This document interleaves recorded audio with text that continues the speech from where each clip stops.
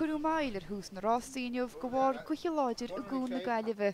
Ach, ní chuir sé sin ascún lucht iomra ar na chulathíocht cáiliú go Babhta Ceannais.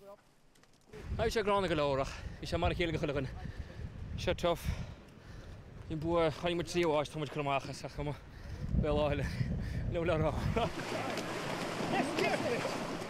Bhí sé in na íontas ar a bharige.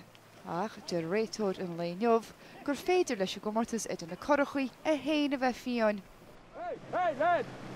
Get him away!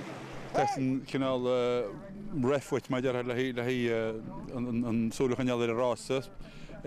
Nach denk je de tangle maar je de mooi no nach met een verre kiemen garag verre les keer ook gaan cheers maar zijn jebut zet kijk soort van jaren rotation maar naar de skilltje dat je er niet ook bij een komortesan maar agus ta kaivlins romans. Tásúlaigh lucht eagraithe go darneamh rástaí amór na trá ard a rástaí currachaí agus féidir tuile amthirí a bhealach.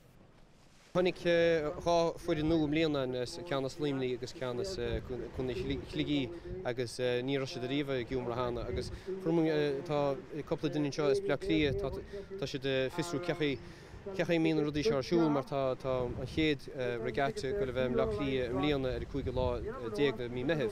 Agus ionach bhfuil tradiisiún rás na gcurrachaí scapú fut na tíide fi lá agus tá tú breanú na leadóga tá na gcurrachaí fi lá is meas gan leadóga agus lead bhfuil nearttaithe a go bháin.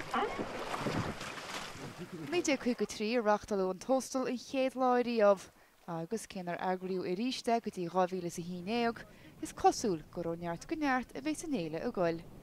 Mar a tras ní chealla Nuacht TG4 i mBóthar na trá.